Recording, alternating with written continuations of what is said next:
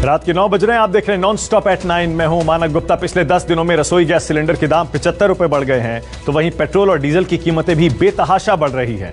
बढ़ती महंगाई से जनता त्राही त्राही कर रही है, तो विपक्षी कांग्रेस भी मोदी सरकार को चौतरफा घेर रही है।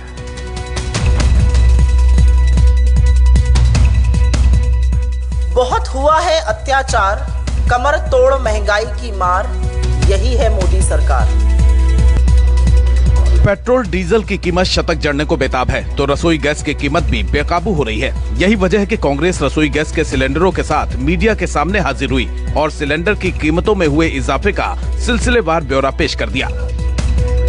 आज 15 तारीख है, मात्र 10 दिनों के अंदर इन सिलेंडर में, रसोई गैस के सिलेंडर में 75 रुपए कीमत का इजाफा हुआ है। 75 रुपए कीमत बढ़ी है।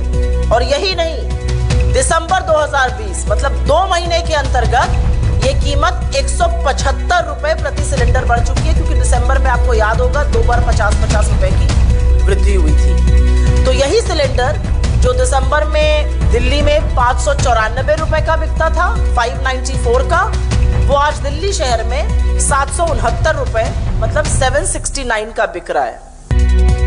कांग्रेस ने आरोप लगाया कि मोदी सरकार आपदा में अवसर ढूंढ रही है।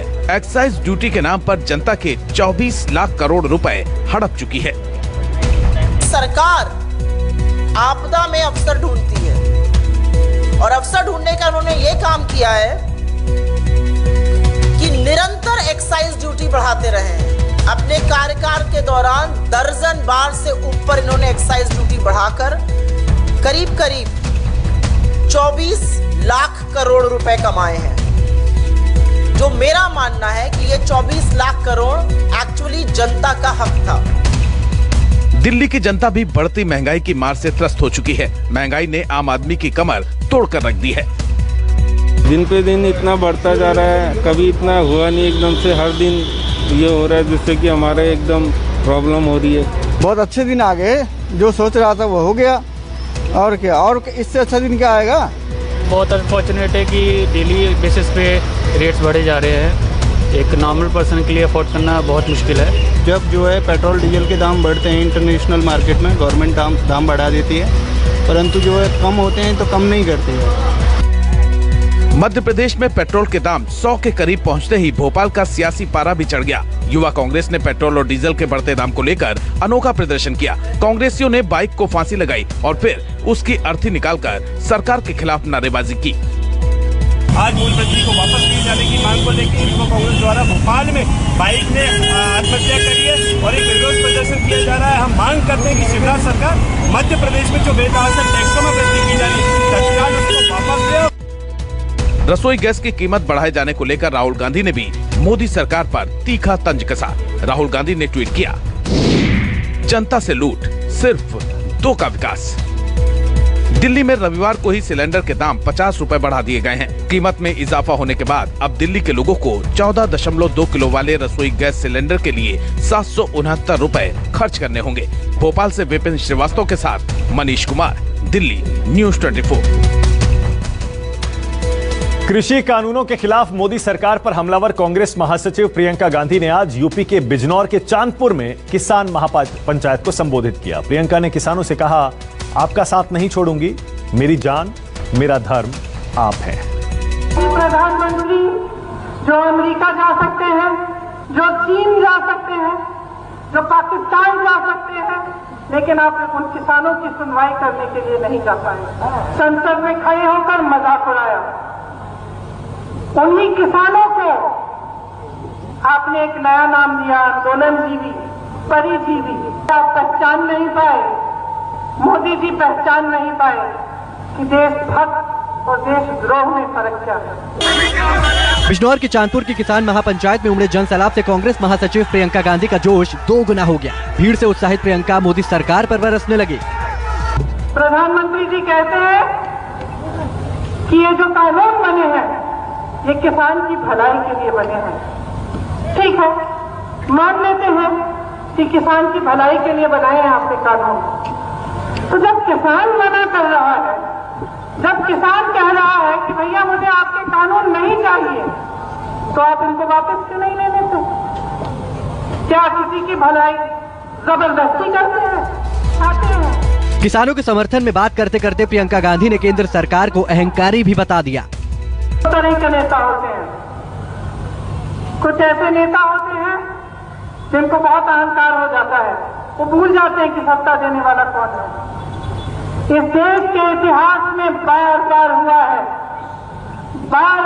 है कि ऐसा नेता जब अहंकार में आ जाता है तो देशवासी उसको सबक सिखाते हैं। बिजनौर जाने के रास्ते में प्रियंका का काफिला जहां जहां से गुजरा, स्वागत में कार्यकर्ताओं का हुजूम उमड़ पड़ा।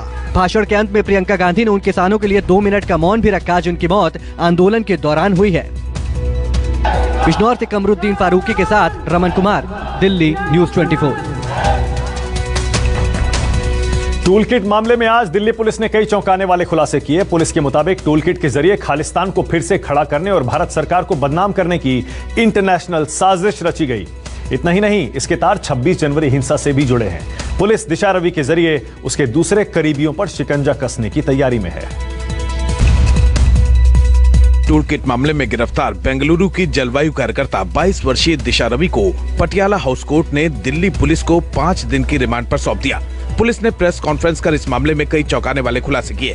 पुलिस ने कहा, इसके जरिए खालिस्तानी ग्रुप को दोबारा खड़ा करने और भारत सरकार को बदनाम करने की साजिश थी। 26 जनवरी को लाल किला हिंसा की साजिश के तार भी इसी से जुड़े दिखाई दे रहे हैं। गीता और उसके साथी शांतनु और दिशा ने टूल किट गूगल डॉक्यूमेंट बनाया था। शांतनु का बनाया गया ईमेल अकाउंट इसका ओनर है और यह भी बात निकल के आई कि एक व्हाट्सएप ग्रुप से जुड़े थे ये सभी, जो कि 6 दिसंबर को क्रिएट किया गया था। दिशा ने अपने साथियों शांतनु और निकिता जैकब के साथ मिलकर टूल किट गूगल डॉक्यूमेंट को बनाया और लोगों में प्रेषित किया।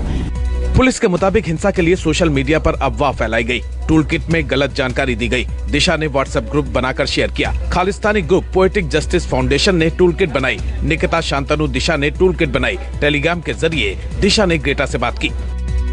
दिशा की गिरफ्तारी के बाद अब उनके करीबियों पर शिकंजा कसने की तैयारी है। इस बीच दिशा रवि की करीबी निकिता जैकब फरार हो गई हैं। आपको बताते हैं कि किस आरोप में दिशा रवि की गिरफ्तारी हुई है। दिल्ली पुलिस के मुताबिक किसानों के समर्थन में बनाई गई विवादित टूल किट को दिशा रवि ने सोशल मीडिया पर शेयर किया था। आरोप के मुताबिक दिशा रवि ने ही टूल किट को एडिट कर स्वीडन की एनवायरमेंटल एक्टिविस्ट ग्रेटा थनबर्ग को शेयर की थी। बाद में उसी एडिटेड टूल किट को ग्रेटा थनबर्ग ने अपने ट्विटर हैंडल से शेयर किया था। पुलिस का दावा है कि दिशा रवि ने टूल किट में कई जानकारियां जोड़ने, उसे एडिट करने और शेयर करने की बात कबूल की है। दावा यह भी है कि जब साजिश का पर्दाफाश हो गया तो दिशा ने ही ग्रेटा से मेन डॉक्यूमेंट डिलीट करने को कहा था, जिसके बाद ग्रेटा थनबर्ग ने अपने ट्विटर हैंडल पर एडिटेड टूल किट शेयर की थी। इसका जिक्र ग्रेटा ने 4 फरवरी को किए गए अपने ट्वीट में भी किया था।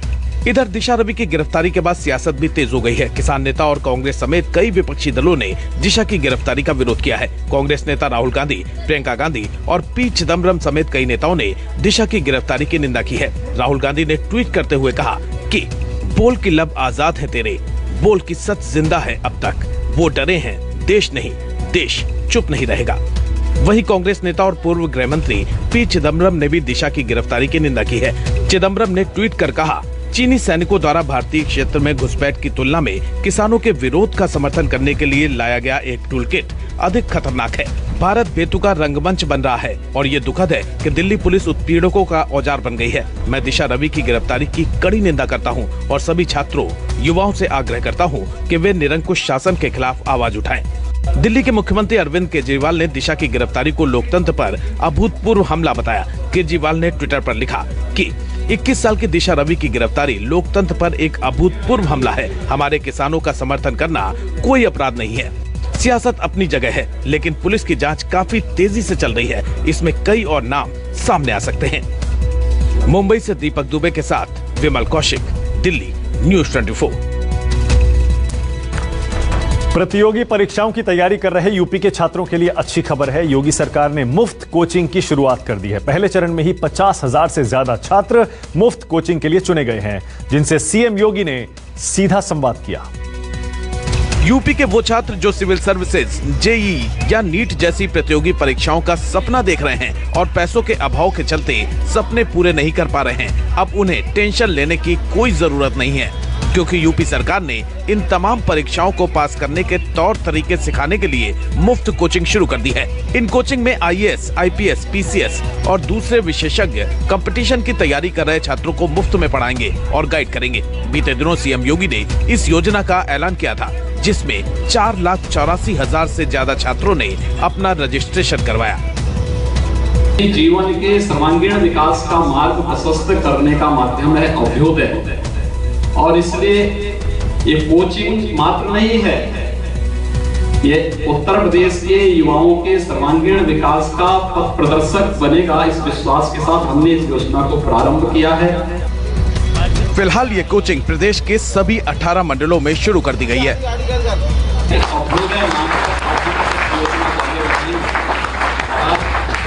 इसका शुभारंभ हो रहा है। यूपी के उन छात्रों के लिए ये योजना काफी मददगार साबित होगी जो बड़े कंपटीशन की तैयारी के लिए कोचिंग नहीं जा पाते हैं, क्योंकि उनकी आर्थिक स्थिति इसकी इजाजत नहीं देती। लेकिन अब इन छात्रों को पैसों के अभाव में वो अवसर नहीं खोना पड़ेगा जिसके वो हकदार हैं। अभ्युदय कोचिंग योजना उन छात्रों के लिए किसी वरदान से कम नहीं जो बड़े कंपटीशंस इसलिए बीट नहीं कर पाते क्योंकि उनके पास अच्छे कोचिंग सेंटर्स में जाने के लिए पैसों का इंतजाम नहीं होता है। उत्तर प्रदेश सरकार ने आज से ऐसे छात्रों के लिए मुफ्त कोचिंग की व्यवस्था शुरू कर दी है। फिलहाल ये सभी कोचिंग सेंटर्स उत्तर प्रदेश के 18 मंडलों में शुरू किए जा रहे हैं, लेकिन जल्द ही इसे उत्तर प्रदेश के सभी जनपदों में भी शुरू किया जाएगा। कैमरा पर्सन धर्मेंद्र कुमार साहू के साथ मानस श्रीवास्तव, लखनऊ, न्यूज़ 24। त्रिपुरा के मुख्यमंत्री बिप्लब देब ने आज अजीबोगरीब दावा किया। विप्लब ने दावा किया कि अमित शाह नेपाल और श्रीलंका में बीजेपी की सरकार बनाना चाहते हैं। जी हां, बीजेपी के सीएम है। बोले अध्यक्ष जी, स्टेट हमारे पास अच्छा हो गया। अरे काहे अच्छा हो गया, अभी श्रीलंका बाकी है नेपाल बाकी है। मैंने उस आदमी को बोलता है ये तो क्या ना बोलता है ये तो हो गया, देश का तो वो तो कर ही लेंगे। श्रीलंका है, नेपाल है, वहां भी तो पार्टी के लेके जाना, वहां भी जीतना है। सुना आपने, ये है त्रिपुरा के मुख्यमंत्री बिप्लब देब, जिनका दावा है कि शाह ने जो नीति बनाई है वो नीति देश भर में तो बीजेपी का परचम लहराएगी ही, साथ में देश की सीमाएं भी लांघकर वहां बीजेपी की सरकार बनेगी। देव का दावा है कि उनकी पार्टी का टारगेट देश के बाद नेपाल और श्रीलंका का है, जहां कमल खिलाना है। राजधानी अगरतला में बीजेपी के एक कार्यक्रम में बोलते हुए बिप्लब देब ने ये बात कही। बोले अध्यक्ष जी, स्टेट हमारे पास अच्छा हो गया। अरे काहे अच्छा हो गया, अभी श्रीलंका बाकी है नेपाल बाकी है। मैंने उस आदमी को बोलता है ये तो क्या ना बोलता है ये तो हो गया, देश का तो वो तो कर ही लेंगे। श्रीलंका है, नेपाल है, वहां भी तो पार्टी के लेके जाना, वहां भी जीतना है। विप्लव ने ये बात हवा में नहीं कही है। उन्होंने कहा कि ये सपना मौजूदा गृह मंत्री और पार्टी अध्यक्ष रह चुके अमित शाह का है। विप्लव के मुताबिक 2018 में एक बातचीत के दौरान अमित शाह ने ऐसा कहा था। चलिए छोटा सा ब्रेक के लिए यहाँ पर रुक रहे हैं, फौरन लौट रहे हैं, देखते रहिए न्यूज़ 24। नमस्कार, मैं हूं मानक गुप्ता। अगर आपको हमारा ये वीडियो पसंद आया हो तो इसे लाइक और शेयर जरूर करें, और हाँ, हमें सब्सक्राइब और फॉलो करना ना भूलें ताकि आप देश और दुनिया की कोई खबर मिस ना करें। तो जुड़े रहिए हमारे साथ और देखते रहिए न्यूज़ 24।